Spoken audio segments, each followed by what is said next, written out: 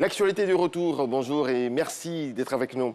Le groupement ministériel des moyens généraux du ministère de la Défense célèbre ses cadres les plus méritants. 136 personnels des forces de défense et de sécurité et de la gendarmerie nationale ont été distingués pour leur dévouement au travail par le Premier ministre, ministre de la Défense.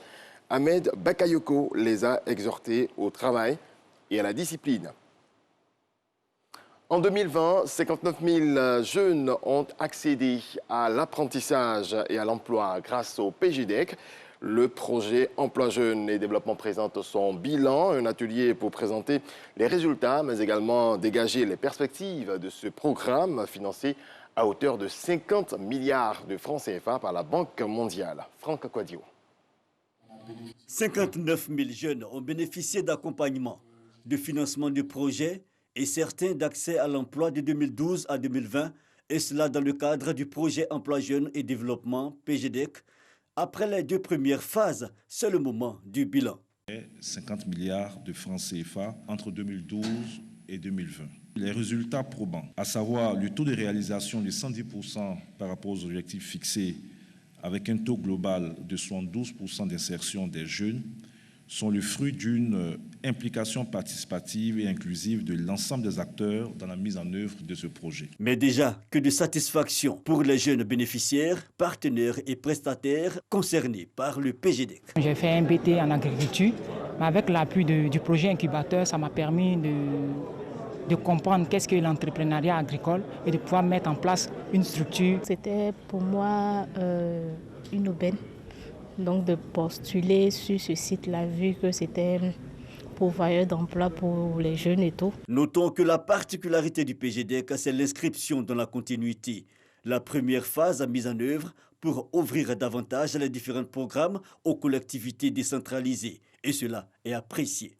Les enseignements tirés de ces différentes initiatives montrent bien, au-delà des résultats quantitatifs probants, un retour d'expérience en termes d'apprentissage, d'approche innovante, plus spécifiquement avec les AVEC et les incubateurs. Au nom du Premier ministre Ahmed Bakayoko, parrain de ce séminaire bilan, le ministre de l'Économie et des Finances Adama Coulibaly a réaffirmé la volonté du gouvernement et de ses partenaires institutionnels à renforcer leur engagement pour les années à venir.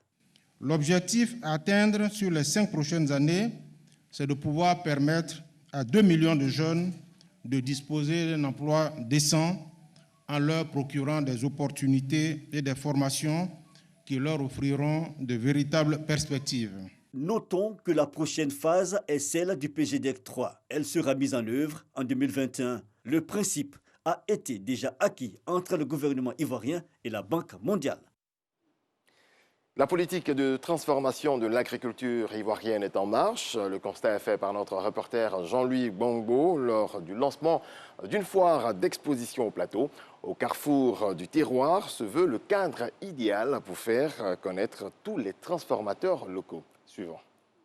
De tamarin ou de cacao, champignons séchés, cacahuètes de cajou. L'esplanade de la Sorbonne au plateau servira pendant une semaine à l'exposition des produits agricoles transformés par les acteurs locaux. On a plusieurs types de liqueurs. Alors les liqueurs faites à partir du bissap. On a aussi des liqueurs à partir d'eau de vie de cacao, de fèves de cacao, aussi bien le tamarin. L'agrothérapie nous propose des produits naturels à base de café et cacao de Côte d'Ivoire.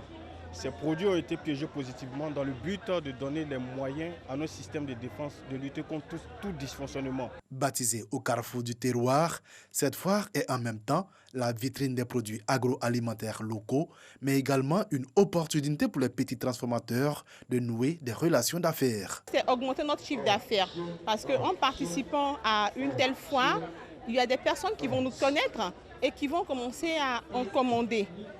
Je pense qu'à la faveur de la Covid, ces transformateurs ont assez souffert.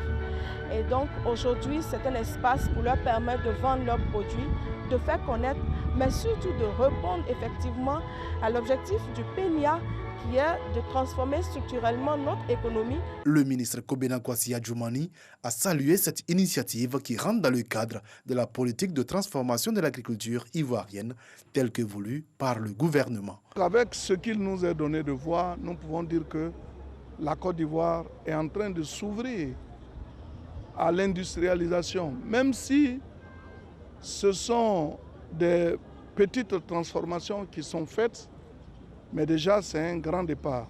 Au Carrefour du Terroir, qui est à sa première édition, est organisé par la boutique paysanne et l'Institut européen de coopération et de développement. Voilà, c'est la fin de ce rendez-vous de l'actualité. Je vous retrouve à 7h.